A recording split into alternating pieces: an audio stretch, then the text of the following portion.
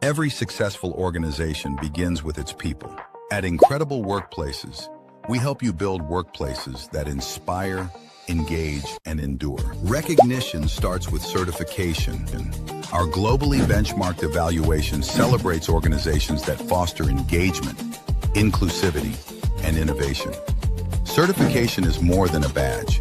It's proof that your culture empowers people to. Are you ready to transform your workplace into a beacon of excellence? Partner with Incredible Workplaces today.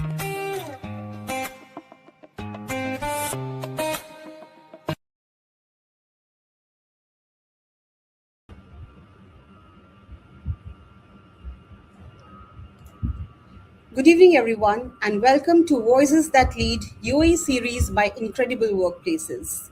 I'm truly excited to host today's conversation because the topic we are discussing is something every organization is talking right now, but only a few are genuinely getting it right. That's leadership role in building a people-first workplace culture. For years, organizations focused heavily on strategy, growth, profitability, and performance. But somewhere along the way, one important realization became impossible to ignore. That was businesses grow when people grow, right? Today's employees are not looking for only jobs anymore. They're looking for meaning, trust, flexibility, empathy, growth, and a sense of belonging. And no policy alone can create that. Culture is created by leadership, and we all vouch by that, right? It is reflected in how leaders communicate during uncertainty. It is, how they handle pressure, how they make decisions, how they recognize their people, and most importantly, how employees feel when they come to work every day. Because people first leadership is no longer a good to have, it is becoming a business necessity and one of the most prioritized goal of the business. And that is exactly what we are here to unpack today with an incredible panel of leaders who bring diverse perspectives from HR, learning, transformation, employee engagement, and global workforce leadership. For those joining us for the first time, I'm Vibha Rawat, Senior Vice President, People and Culture at Incredible Workplaces, and it is an absolute pleasure to moderate the session today. Now, let me welcome our distinguished speakers. We have Dr. Prem Ankur Das. Just allow a minute, I'll bring him on the screen. We have Dr. Prem Ankur Das. He's CHRO. Hi, Dr. Premankar. Dr. Premankar is CHRO at PMAFZ LLC, who brings close to 3 decades of leadership experience across India, Africa, and the Middle East, with deep expertise in behavioral science and people transformation. Welcome, Dr. Premankar. Thank you so much for having me here, Vibha, and I'm really excited to speak on this wonderful and time-appropriate topic. So I'm super excited. Let's see how interactive and how exactly can be meaningful and fruitful for our audience today. Thank you so much. Joining us next is Dr. Arunabha Bhattacharya, Manager, Learning and Development at Landmark Group, a neuroscience-led HR strategist, TEDx speaker, and a leadership coach who has been driving capability transformation across GCC market. You're on mute, Dr. Arunabha. Thank you so much, Viva, and the wonderful team who is here today for this discussion. I think absolute pleasure to be here amidst all of us, and I'm sure I'm looking forward to share and learn at the same time the best practices of a much needed topic, which is not only driving the workforce today, but at the same time, as you rightly said, from a neuroscience angle also, if I see, it's very, very critical. And I'm probably going to discuss on how leadership from a view lens of a neuroscience angle. Looking forward to it. Thank you so much. That is going to be very, very exciting. All right. We have listened and learned from psychological lens also, but neuroscience is something which is very, very critical. And I'm very excited to talk about this. Okay. We are also joined by Shobit Dio from Landmark Group, who works extensively in HR transformation analytics, automation, and digital workplace solutions. Welcome, Mr. Shobit. Hi. Thank you so much, Vibha and the Incredible Workplaces team for inviting me. Yeah, very happy and delighted to speak on a topic which is currently affecting all our lives a lot. The way AI and the automation interventions are happening every moment across the industry. So, a highly relevant time, and I could not wait to discuss along with these esteemed colleagues of ours on this particular topic. So, yeah, happy to be here. Thank you, Shobit. Welcome once again. Next, we have Kavita Nair. She is head HR at Musafir.com, who has successfully built and scaled HR function across multiple countries and industries while driving inclusive and people-centric workplaces. Welcome, Kavita. Thank you so much, Vibha, for this introduction.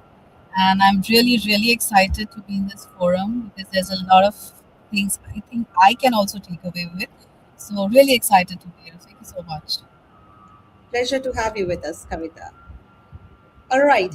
We also have with us Kunal Wadhwani. He's founder and principal consultant at Engagement Economics Consulting, a respected HR leader and author who strongly advocates that employee engagement is directly linked to business performance, which I vouch for. Welcome, Kunal. Hello, everyone. Thank you so much for having me on board. I look forward to sharing my insights and learning from all the panel members. Thank you so much. Thank you. We have Soumya Shetty joining us next. She's regional HR BP at Radio Holland, an accomplished global HR leader with expertise around multicultural workforce management, organizational transformation, and employee well-being. Welcome, Soumya. Thank you so much, Vibha, and thank you, Incredible Workplaces, for bringing all the brilliant minds in this particular field and coming together to speak on a topic which is very important, which is people first workplace. I think people have evolved from the age time and era, and today, even in the age of AI, people still remain important. People will be important. So, looking forward for this discussion. Thank you so much. Thank you. We are also delighted to welcome Mohammad Mohsin. He's founder of Parlex.ai, who brings extensive experience across AI banking, fintech, digital payments, cybersecurity. Mohsin is building AI solutions that help financial institutions create a more personalized and human customer experience across the GCC region. Welcome, Mr. Mohsin. Thank you. Thank you so much for you and the whole team. I really appreciate it. And honestly, I'm genuinely excited to be part of this conversation because it's a hot one and it's exactly the space I live in every day. How do we bring AI into the picture without losing the human at the center of it? So, thank you again, and I'm very excited. Thank you. And so are we. Super excited to have you all. All right. Thank you to all our speakers for joining us today for talking on this very important topic. And I'm genuinely looking forward to having this conversation because every leader on this panel brings a unique lens to what people first leadership really mean in today's workplace. So let's dive into the discussion. And I would like to bring you in, Dr. Premankur Das. Dr. Das, organization today often speak about being people first, right? But employees sometimes experiences a gap between leadership intent and workplace reality. From your experience across working through diverse cultures and organization, where do you think leaders are getting it wrong? Thank you so much for putting this question, Biba. And I'm really honored to start this forum today. And I'm really sure that we can really come across with wonderful conclusion and with the unanimous insights for our viewers today. So the first thing which I would like to address, one of the biggest gap today, if you really see with many organizations, is the people first approach. Because most of the time we get it wrong. People first is most of the time is a branding statement for many organizations. And today they are thinking rather than it's a leadership philosophy, it's more than just a tag which could be used. Employees play an important role where they are basically giving their 100%, and sometimes they are not being, considered for their efforts. But what is important is like the experience they every day come across, the cultural environment which they are really getting is really imperative.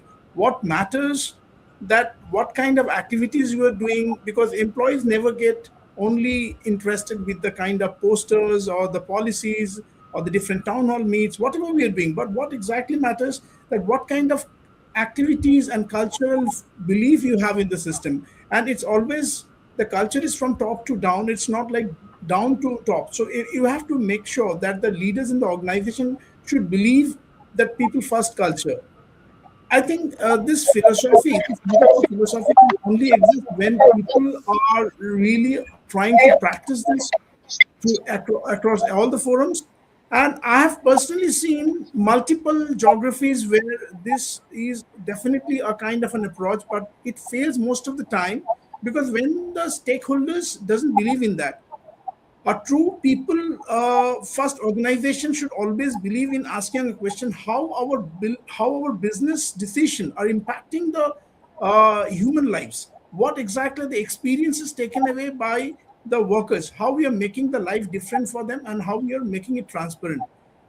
In one of my experience, I could really tell you, like where we were doing a big restructuring for an organization which was around 5,000 plus employee, where we have got a mix of expatriate, which was again a very highly populated team. So we initially thought that we would be doing a merger, but we were finally convinced with the thought that unless and until we are making the whole reason of doing the merger very much clear to the people and how their lives are getting impacted. So the first thing is how exactly the changes will happen, what are the challenges, what are the downsides of that merger, how their professional KPIs are going to be impacted, and what would be the long-term benefits. In most of the cases, organization doesn't do that. They believe in the prioritizing the short-term numbers, and however, they always try to make sure that the KPI is related in fulfilling the short-term numbers. But I think the long-term value which we derive out of that KPI, that is important. So we need not only manage the short-term KPIs or the numbers which we have in the business, but to ensure a long-term impact in the business, you definitely have to build the pillars for that culture from now. So what we did, we make sure that in the entire process, we have clearly stated that these are the downsides of the new coalition or the merger which is going to happen, and what are the challenges which we are going to get. But at the same time, we also made it a practice that this kind of backup will be there, this type of coaching will be there from the organization, which made them feel more confident. And however the transformation happened, and we got a stupendous support from the entire team across the globe. So I think this is one of such good, experience which I had in past. And I believe in the philosophy that every single person in the hierarchy should believe in implementing the same in the practice and then start approaching for it. But if it doesn't happen, there will be always a gap. And we need to understand how to minimize the gap. And that is the only way to work out. So whether it is bringing in a new technology, whether it is artificial intelligence, or we are trying to get into a new practice, but first we have to make sure that the top leaders should be believing in practicing the same. That's such an important point, Dr. Das, especially the idea that employee experience culture through leadership behavior and not through leadership statements, right? You can say n number of things, but when you practice it, when that comes to your behavior is when employees start experiencing that. And I think that connects beautifully to our next discussion around emotional connection and psychological safety at work. And I would like to bring you, Dr. Arunabha, into this. Your work combines neuroscience, learning, and leadership transformation that truly makes employee feel safe, motivated, and inspired in the workplace, right? So from your perspective, what are those things that contribute to making them feel safe and motivated and also inspired at their workplace? Thank you so much, Viva, and thank you, everyone. So a quote which just ran across my mind: neurons that wired together, fired together. Neurons that wired together, fired together. And in today's era, this is probably going to be one of the solid layers or foundation of leadership, which people need to really understand. Until and unless I am with my team, it's not that just saying that, I am with the team, but at the end of the day, if I'm not able to drive the foundation and the pillars of the team together, the accomplishment or the growth story can never be done. So I truly believe gone are those days when people are just metrics or data or numbers. Today, I should not be recognized by my employee ID, but rather I think I should be recognized or identified in a larger audience in front of the leadership teams. Or when if I'm meeting with my team members, they should not be identified just with their employee IDs or the role they are performing. What is more important and critical in today's era is how I'm able to connect with them at a human level. We speak a lot about customer experiences. We speak a lot about CX across the world.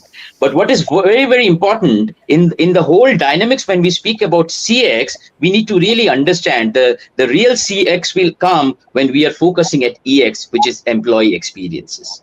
Now, employee experiences is the entire journey of how that team member is feeling within the ecosystem, not only in the office, but even outside the office. I'll give you a classic example. Now, typically, we spend around 9 to 10 hours in the office, but again, the remaining hours we spent at the house.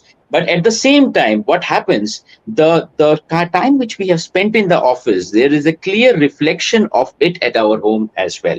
And that is the reason how the leadership is driving the psychological safety of every single team member at the office will also ensure the productivity of that person at home and his workplace.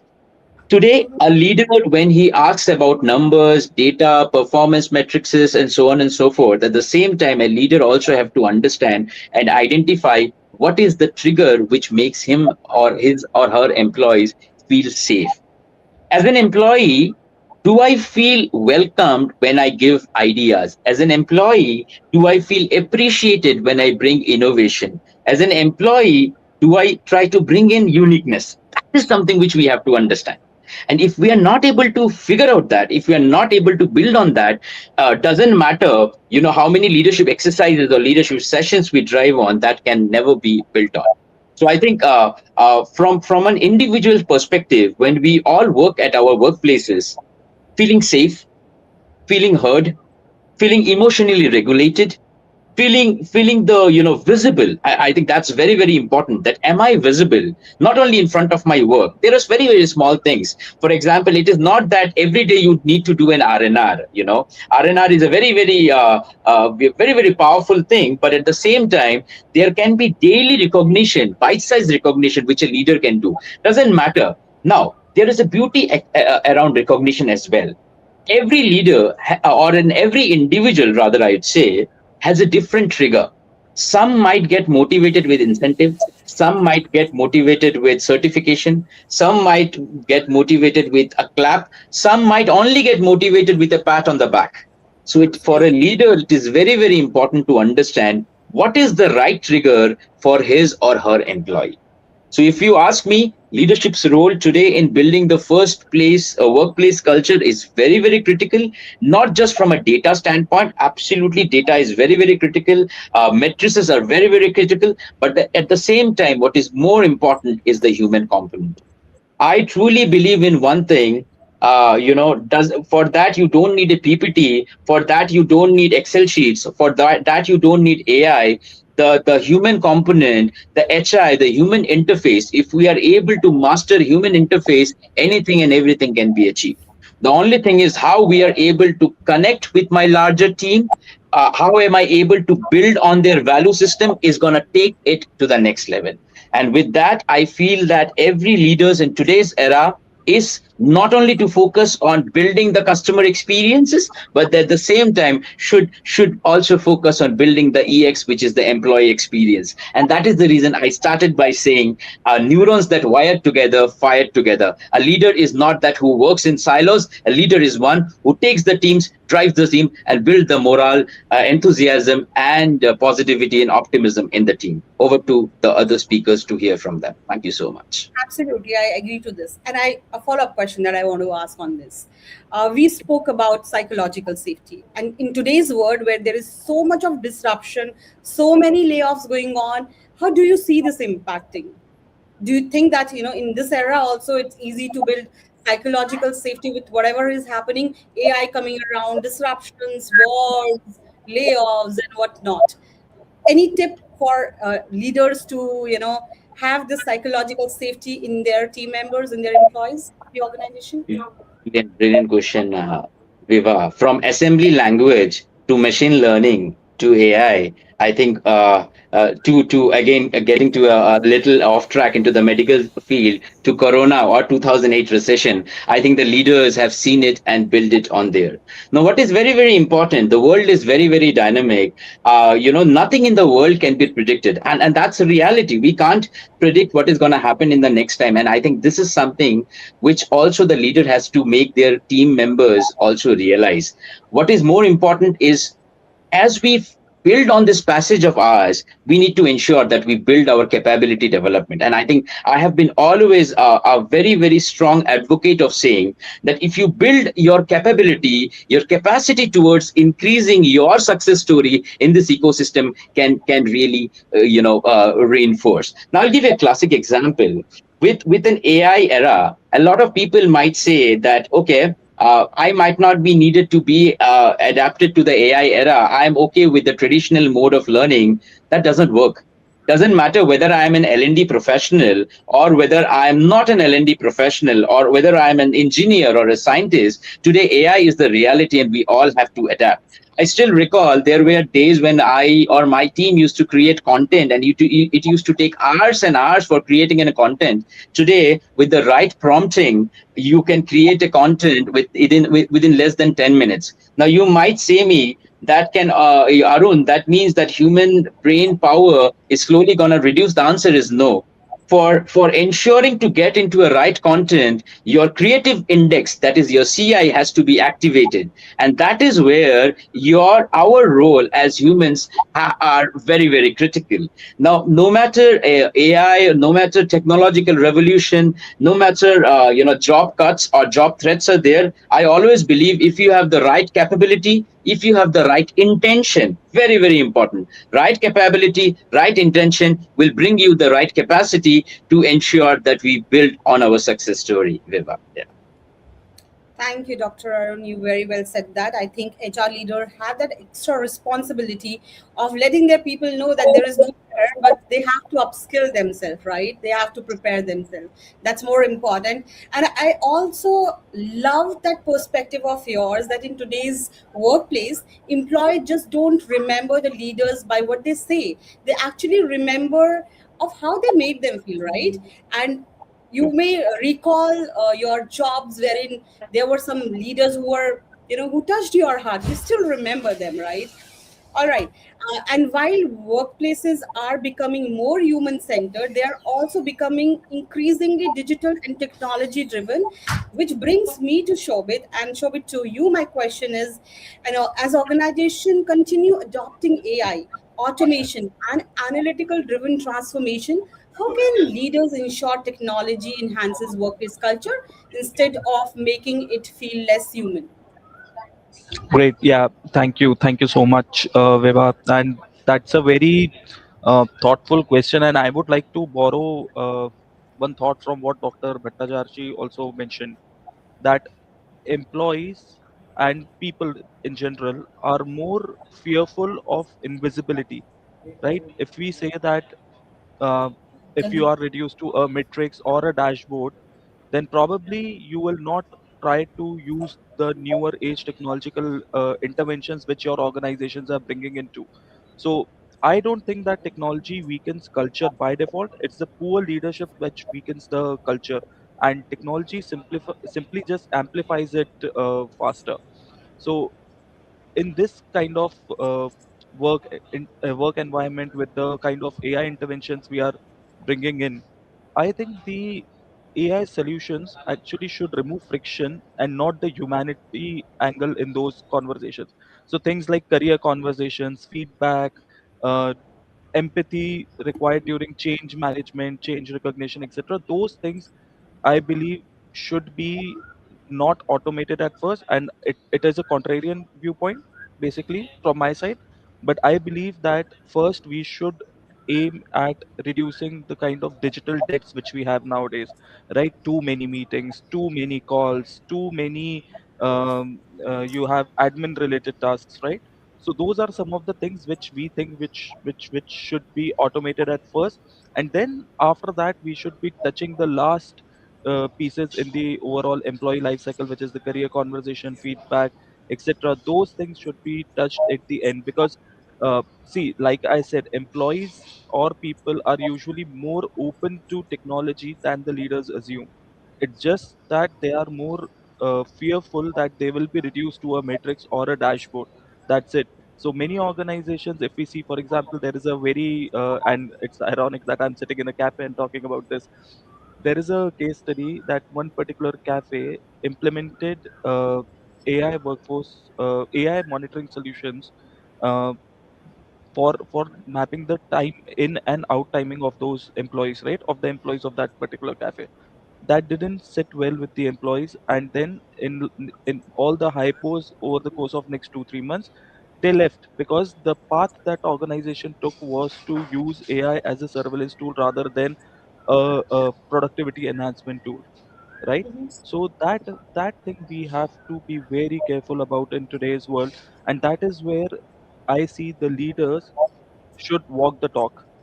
If they are saying that the AI solutions are here for increasing your productivity, if they are here to remove the friction, then the AI solutions should show that. So net I would like to just say that AI should remove the distances between people and meaningful work, not the distance between people to people. So that would be my 2 cents on the topic. Great. I think I really liked what you said, and it's technology can improve efficiency. That's what it is all about. I think there has to be a change in the mindset that technology is not to replace humans, but to improve our efficiency, and we have to take a step ahead in learning those ways to improve our efficiency using these AI. Right now also, while we were talking with many HR leaders, I think there are a lot of gaps where we do not really know how to utilize AI to the full power, right? I think we should move to that way rather than fearing of losing our jobs. And most important thing, that while we are doing all these automations, we are working towards analytical thinking and all of that, leadership also take a step beyond that and create emotional connects with their team members. That's very, very important. And speaking of connection, building people first culture becomes even more complex in multicultural and rapidly growing organization.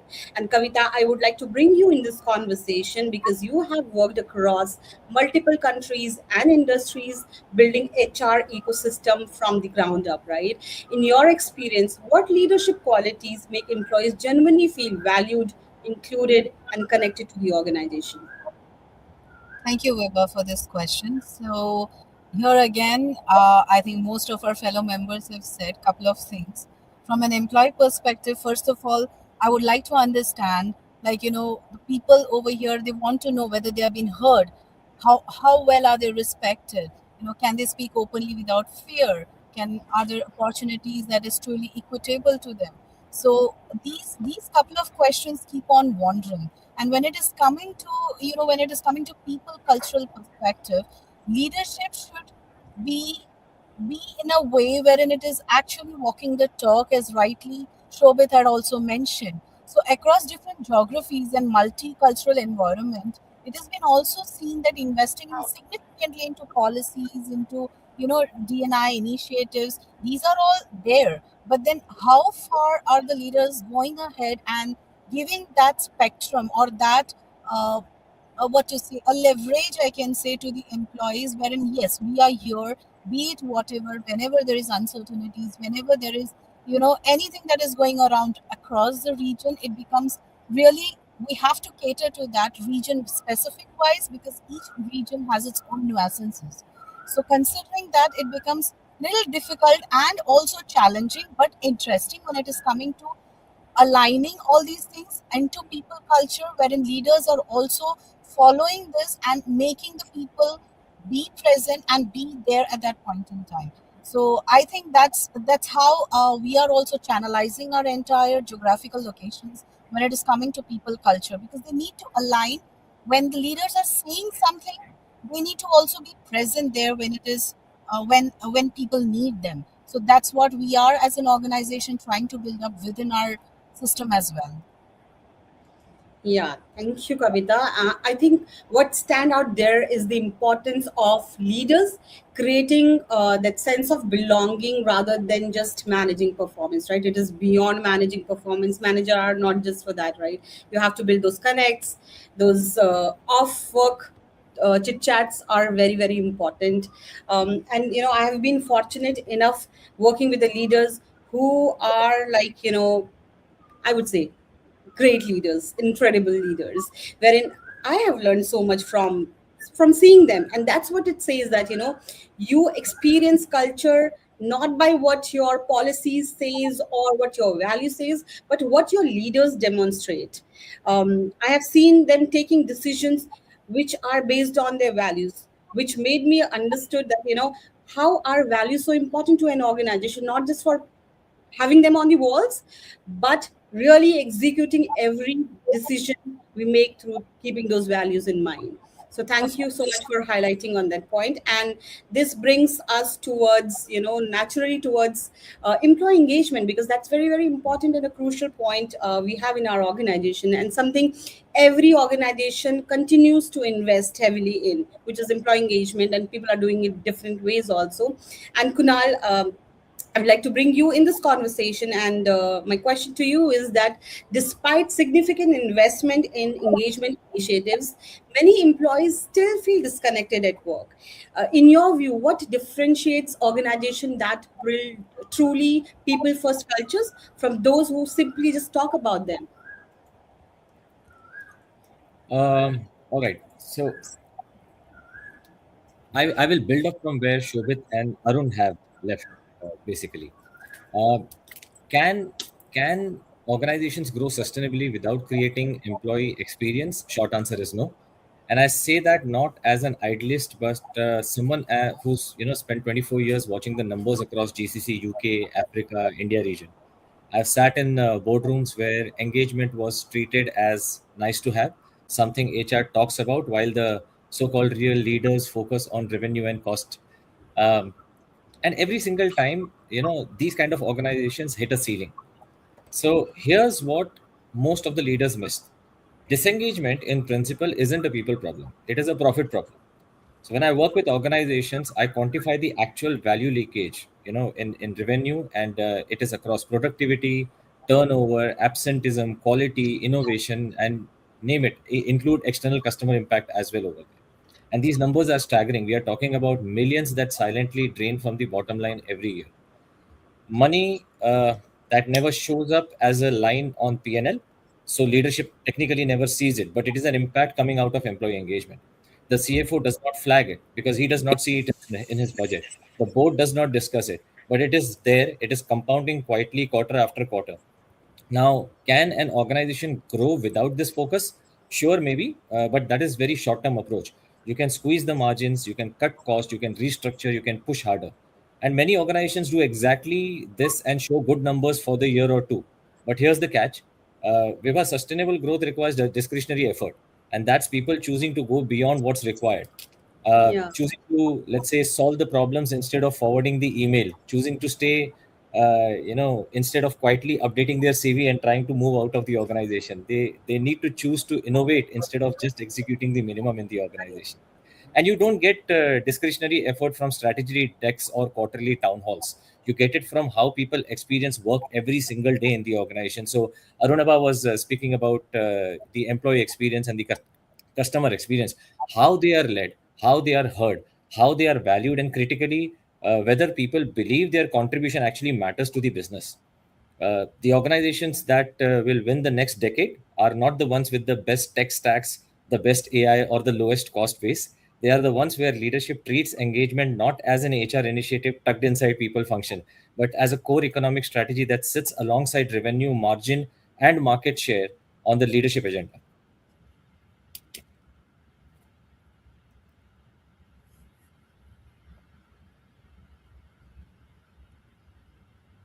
Viva, I think you're on mute. Oh, I'm so sorry. All right. Very well said, Kunal. I think these are very important points.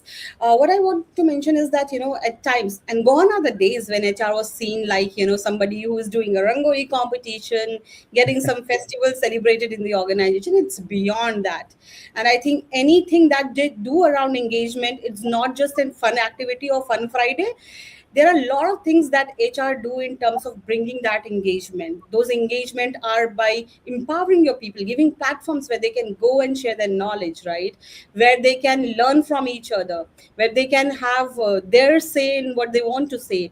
So a lot of things that HR do in terms of empowering and doing employee engagement, then celebrating Rangoli. All right, great. I would like to bring Soumya into this conversation now. Soumya, you have managed highly diverse and global workforces across region and cultures. In today's hybrid and globally connected environment, what can leader do intentionally to build trust, inclusion, belonging within the teams? Thank you so much, Vibha. I think remote is something which we cannot escape post COVID. Yeah. But coming to your question, which is global and also remote working setup, and then all the other people elements which you spoke about. So first thing first, in from my experience, because having worked with different markets, the very first thing which we discuss, especially with the first time managers, is having a cultural intelligence. Now, what does it mean? So, for example, people in East Asia, they have a very high respect for seniority and titles. They will not have an indirect communication. They prefer harmony over confrontation. So, East Asia would be your Japan, China, Korea, and so on. Now, the South Asia market, which is India, Bangladesh, Pakistan, Sri Lanka, and so on. Here, employees typically will avoid from saying no directly. They don't say no.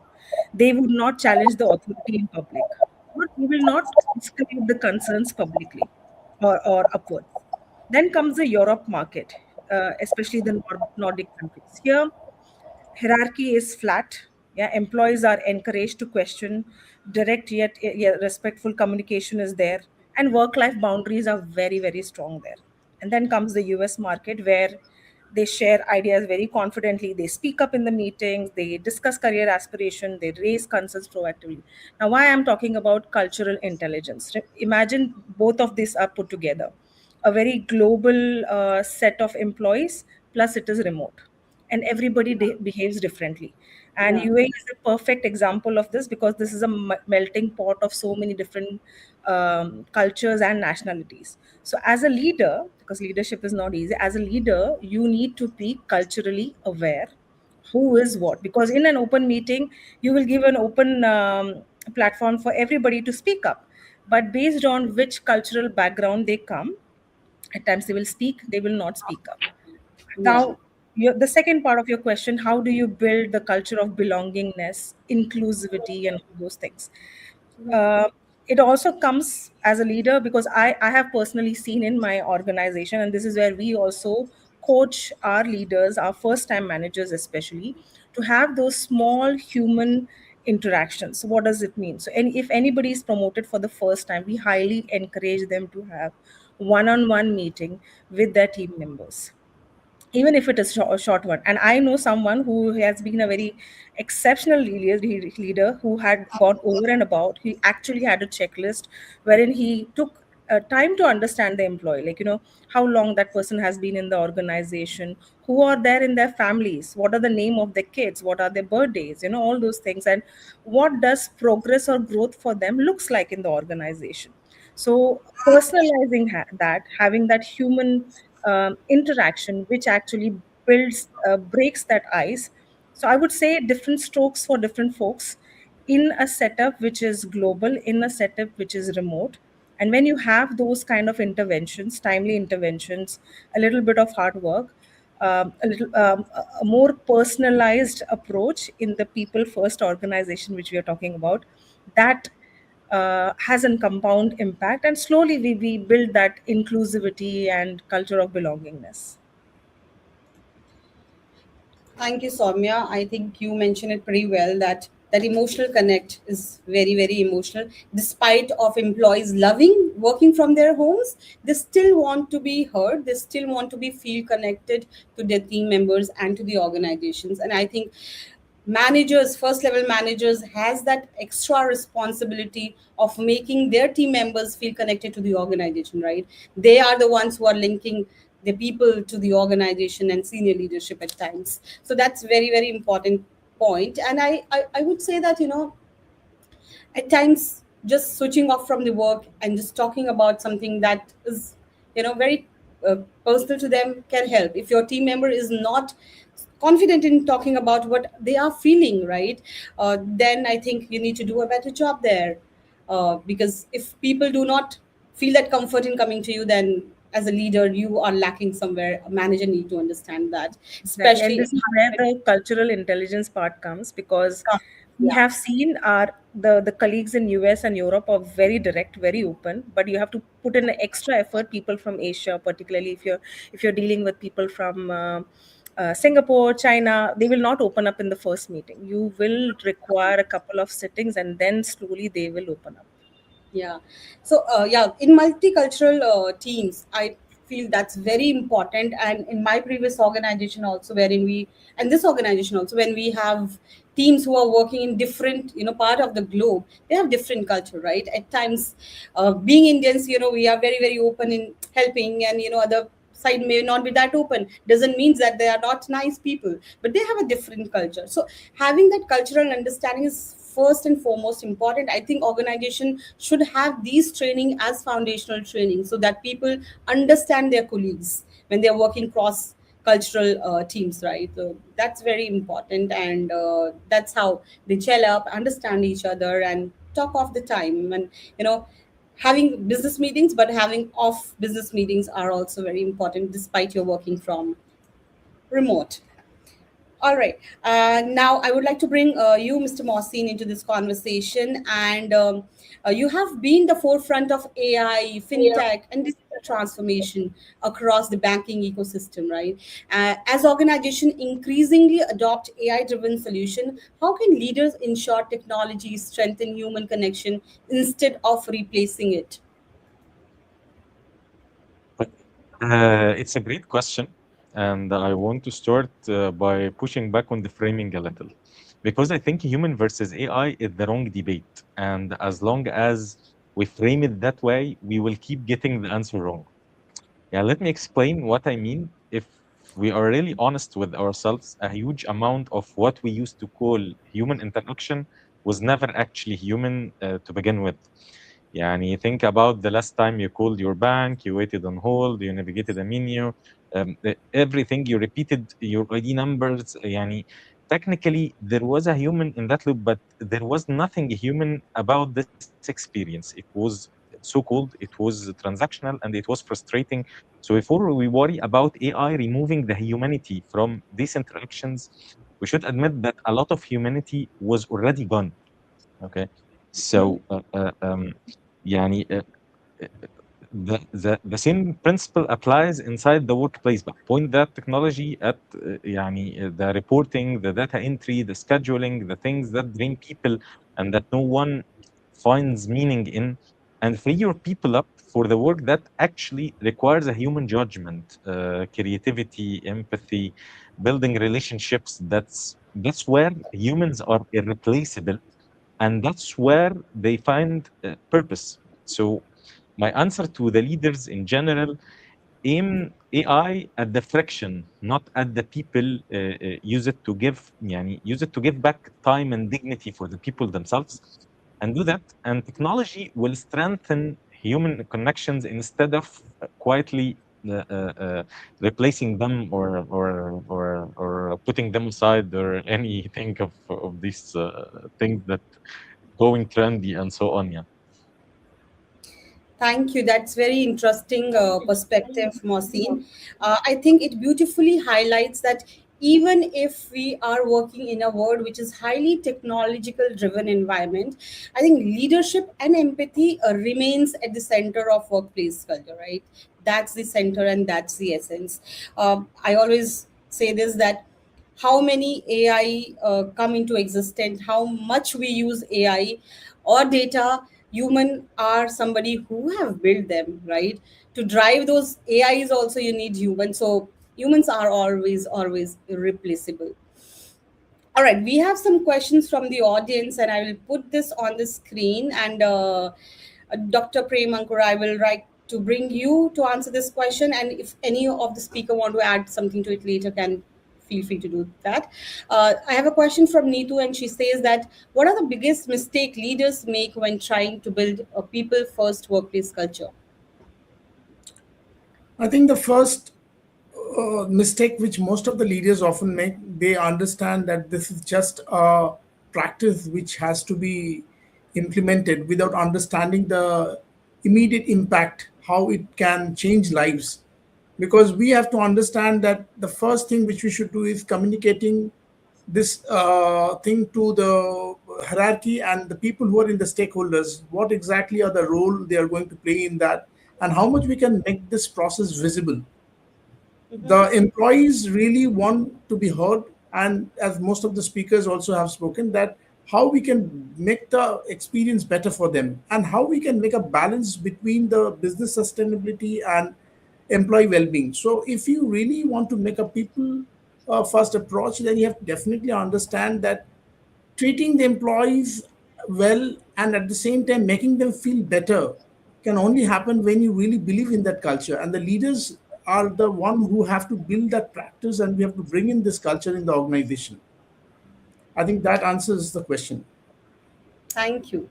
All right, I have another question, and this is from Akash, and he asked that how can leadership balance business goals while still prioritizing employee well-being and engagement?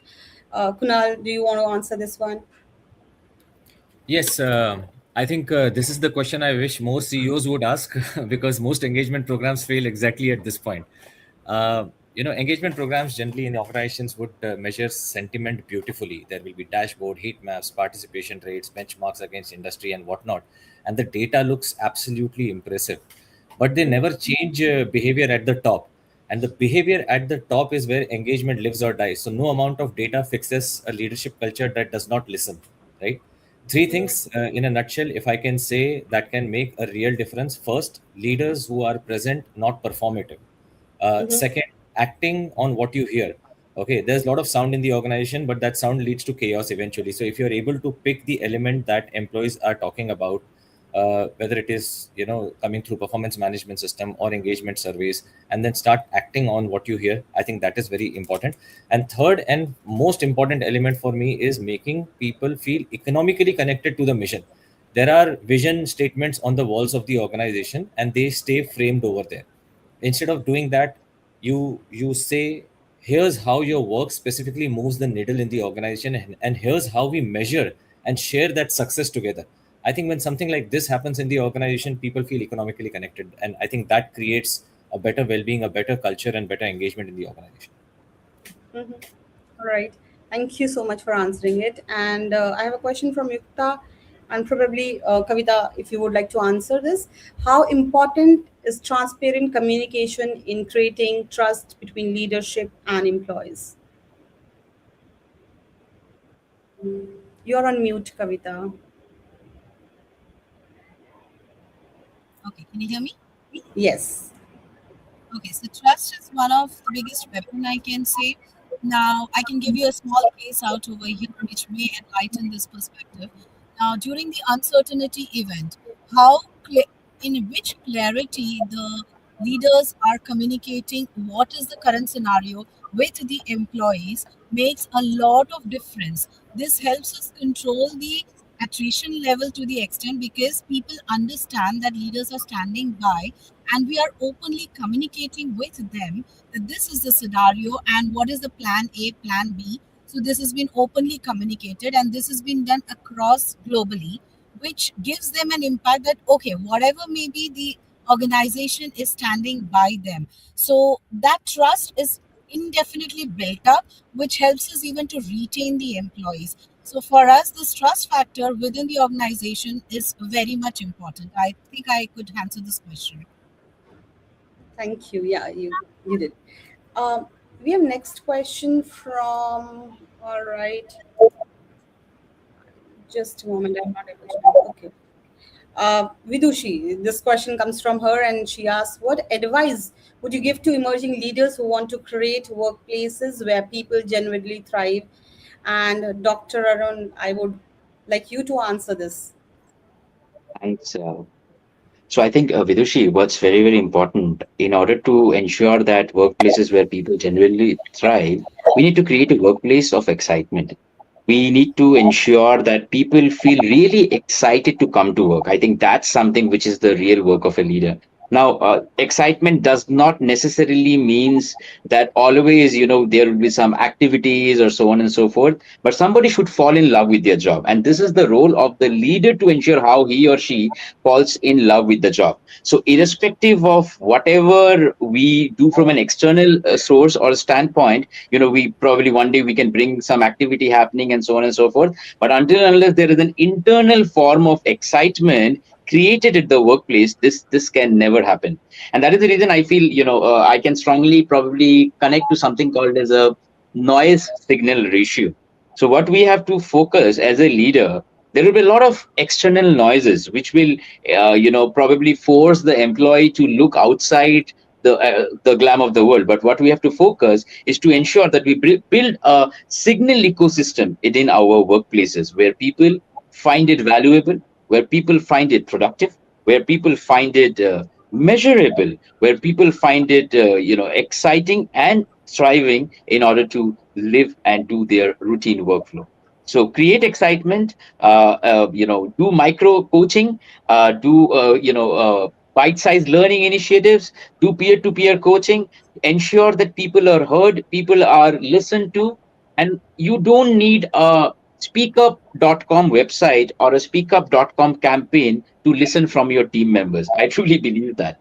As a leader, once you walk through the floor, once you meet your team members, talk to them, understand what they do. I think one of our fellow colleague already mentioned at the start that it's so important and critical that your employees well-being, what your employee had been doing, their hobbies and so forth. These things might be very small for you as a leader, but for that employee, it costs a great thing. Imagine a situation: you meet an employee and tell him that how's your guitar class going on?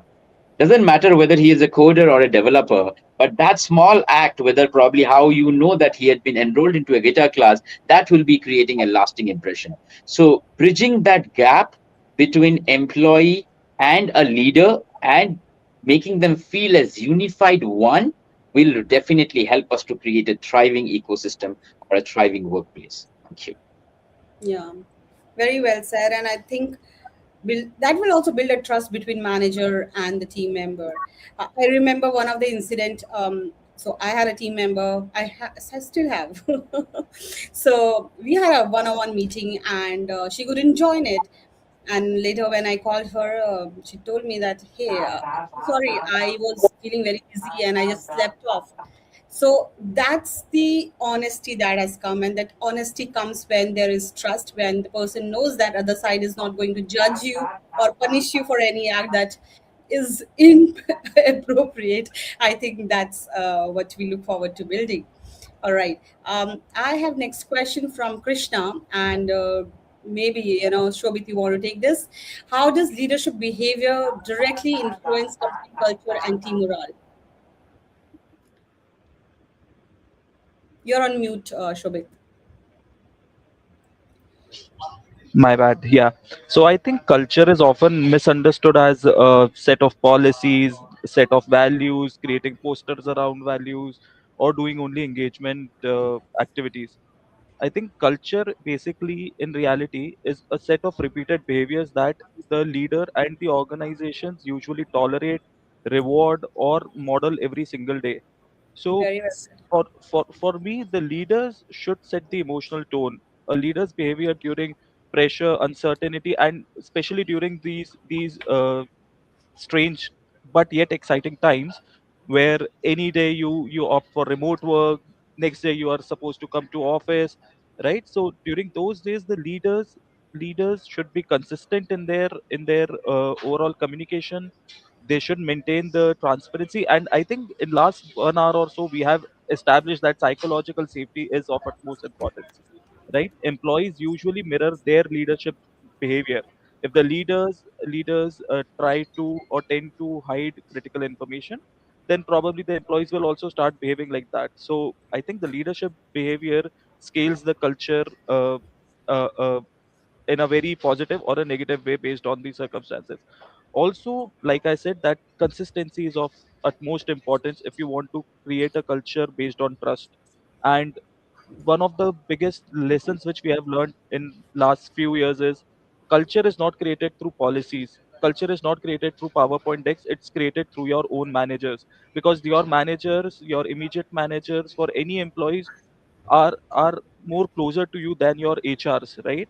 So I think a company's culture is not only, I mean, it's only as healthy as the behaviors your managers and your leadership consistently demonstrate. So that would be my 2 cents on that. Thank you so much. Very well said. All right, I have one more question, and it's from Dimple Motwani, and she asks that in today's evolving workplace, what does a truly people-first culture look like to you? And I would pass into Mohsin to answer this. Okay, sure. Okay. In يعني let me say this because يعني I think people first has become one of the most overused and the least understood phrases in business. Almost every company says it. So it's, it's on career page, it's on value posters, but employees often experience is the complete opposite. So to me, the most important thing to say upfront is this: a people first culture is not what you say about your people. It's what Mhm. your people experience when no one is watching, and especially what they experience when things get hard. Yani, anyone Yes. can be people first and in a good quarter, but the culture reveal itself بقى in the difficult moments. Yeah. Yeah. So, يعني, let me try to make it concrete because I don't want to stay in slogans. To me, a truly people first culture shows up in a few very specific ways. The first is that people feel safe, to be honest. This is the foundation, and everything else is built on it.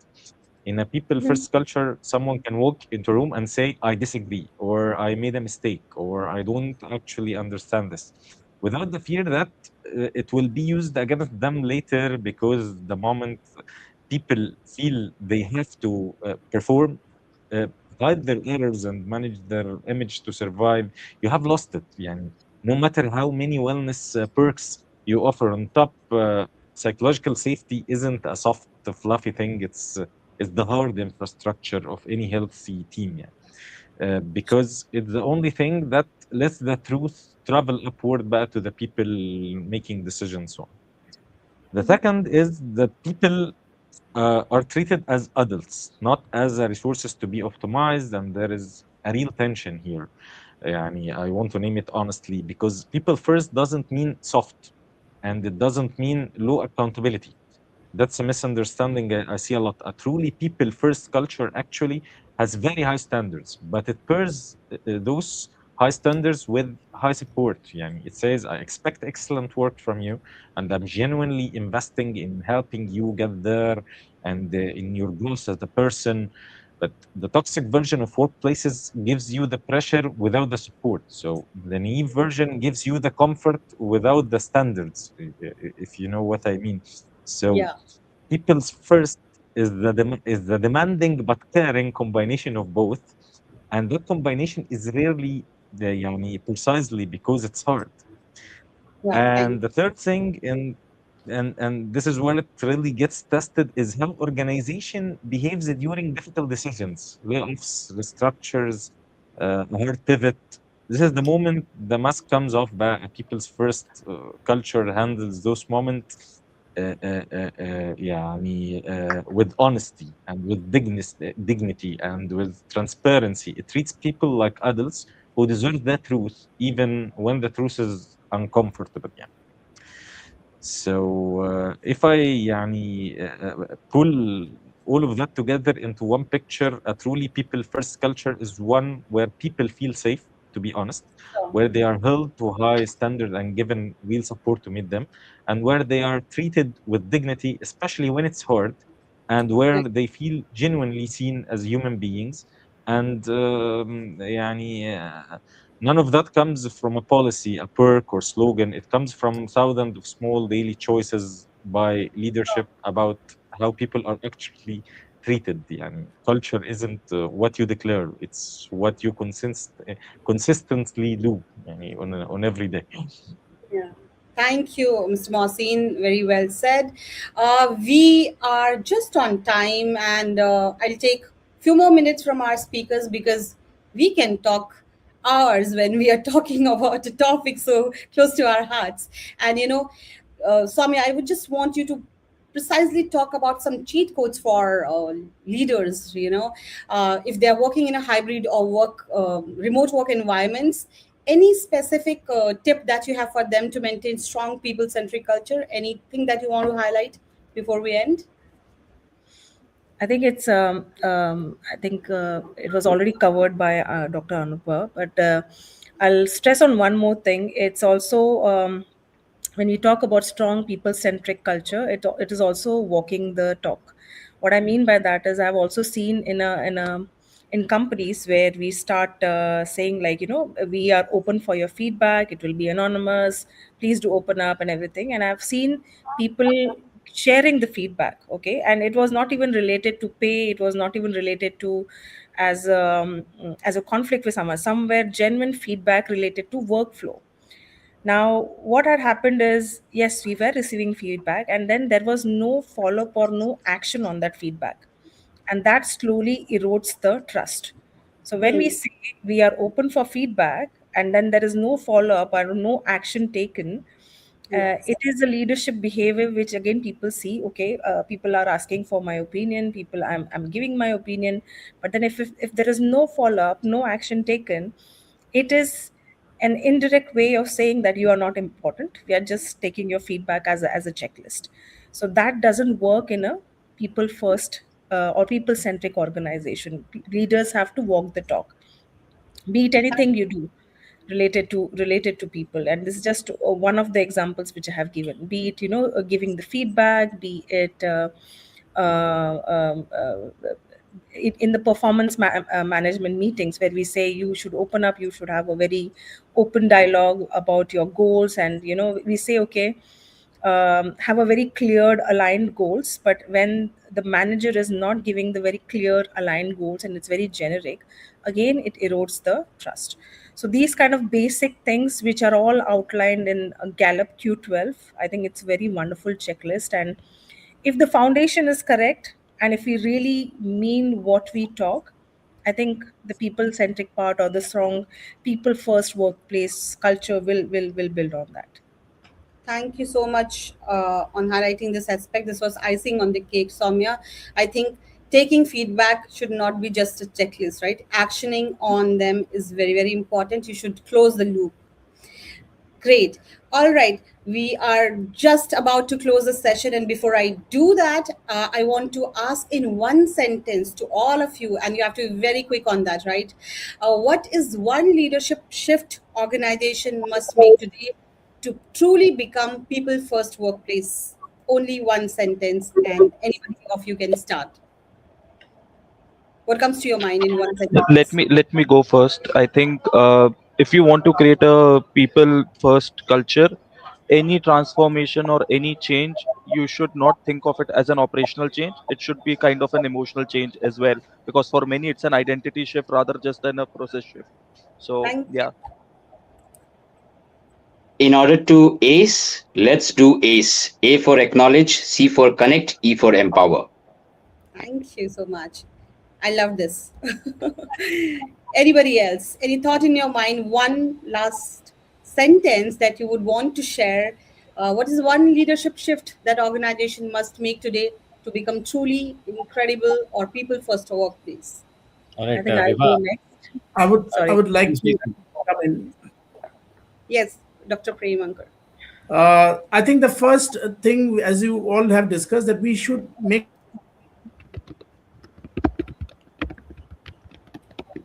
I we should think make the organization more human centered,